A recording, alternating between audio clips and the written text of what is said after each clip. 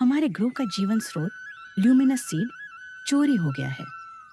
One का राजा गहरी गूंजती आवाज में, राजकुमारी, मैं जानता हूँ। मैंने इस अंधेरे की ठंडक को अपनी जड़ों में महसूस किया है। ये केवल तुम्हारे ग्रोह का नुकसान नहीं है। अल्यूमिन सीडा सभी जीवन का संतुलन है।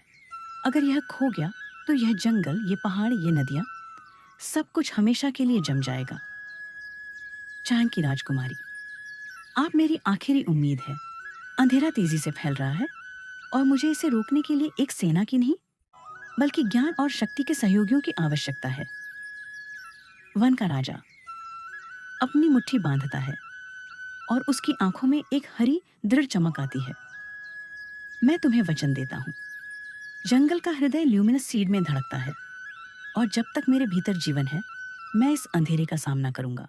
हम बीज को वापस लाएंगे, लेकिन हमारी यात्रा लंबी है। हमें केवल प्रकृति की शक्ति ही नहीं। चांद की राजकुमारी, आप क्या कहना चाहते हैं? वन का राजा, हमें एक्सेस चाहिए।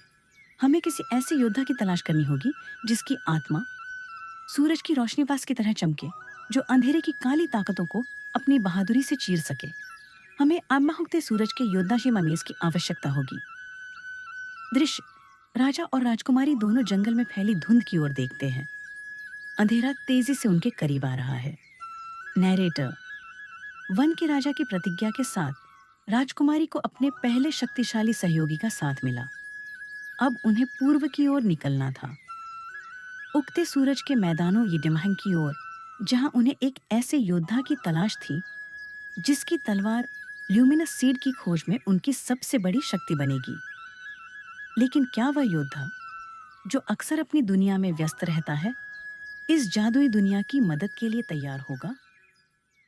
एपिसोड 2 समाप्त।